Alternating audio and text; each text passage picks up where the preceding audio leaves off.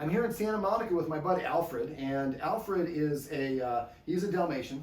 No, he's a King Charles, and he has developed a barking problem. Now he had a cyst on his brain that was removed, and so he's on some meds. But basically, sounds might be a little bit more brighter for him than they are for other dogs. So in this video, we're going to go over a desensitization counter conditioning exercise to help him learn that he shouldn't bark. Now, one of the triggers that he does is the sound of a latch in the backyard. He hears that latch, he goes over and barks at it.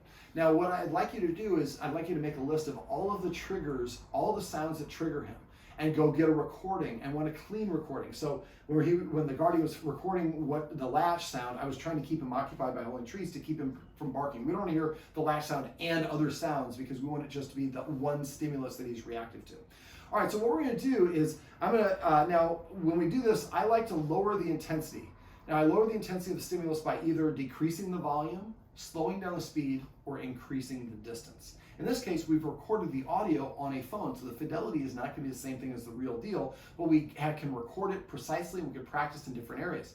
So if you're in the backyard, he hears that, that's as proximate as it gets, and he's going to be most reactive. So we might practice this outside, or at a neighbor's house, or someplace where it's normally not occurring, so that he's not also triggered with it.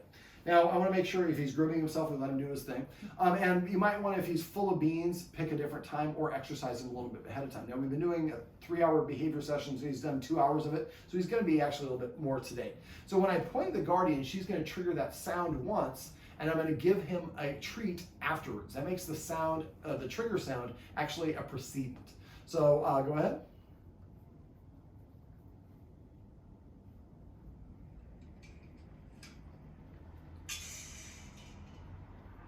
Now that recording, we would like to have the recording, so I think what happened, she pressed record, and then it was a second or two that went by. So you want to time it out later on, so you just record and instantly do the sound so you can kind of do it.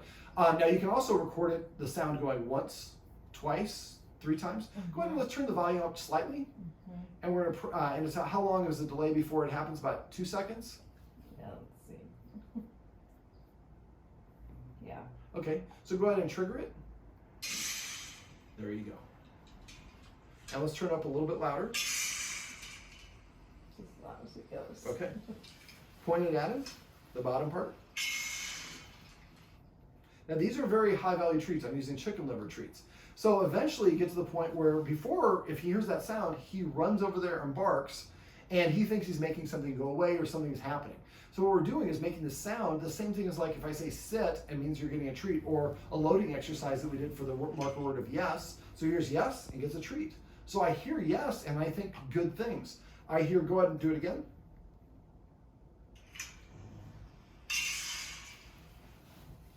So he did a little bit of a growl as a precedent. So he started to associate that. So again, that recording is not as clean as we would like. But again, the fidelity is not the same. Dogs' ears are much better than ours.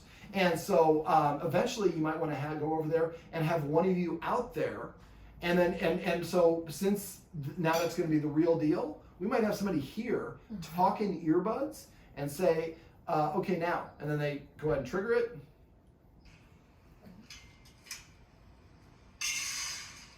And then you give him a treat immediately afterwards.